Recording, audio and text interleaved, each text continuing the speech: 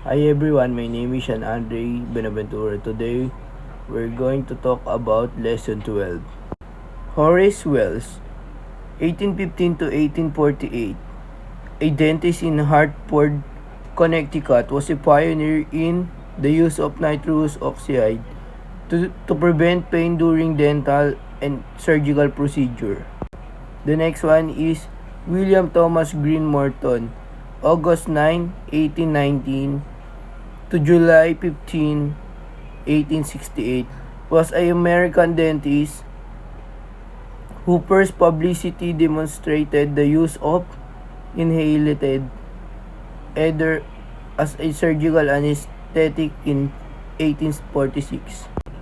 The next one is the American Dental Association, or the ADA, exists to power the professions of dentistry to assist our member in advancing the overall oral health of their patients. In 1801, Richard C. Skinner wrote the Treatise of the Human Teeth, the first dental book published in America. And in 1825, Samuel Stockton begins commercial manufactures of porcelain teeth. His S.S. White Dental Manufacturing Company established and dominates the dental supply market throughout the 19th century.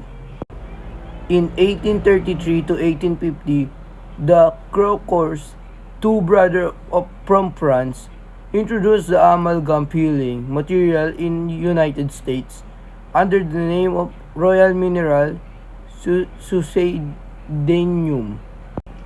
The next one is Charles Goodyear invents the vulcanizing process for the hardening rubber. The resulting of vulcanized and inexpensive material easily molded to the mouth makes a excellent base for false teeth and is soon adopted for use by dentists.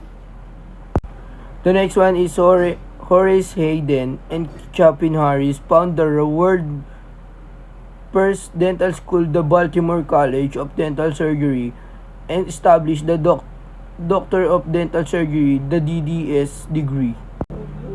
The next one is Robert Arthur originates the cohesive gold foil method, allowing the dentist to insert gold into a cavity with minimal pressure. The foil is fabricated by annealing, a process of passing gold throughout a flame, making it soft and malleable. And now for the last, Lucy Beeman Hobbs graduates from the Ohio College of Dental Surgery, becoming the first woman to earn a dental degree. That's all. Thank you for watching.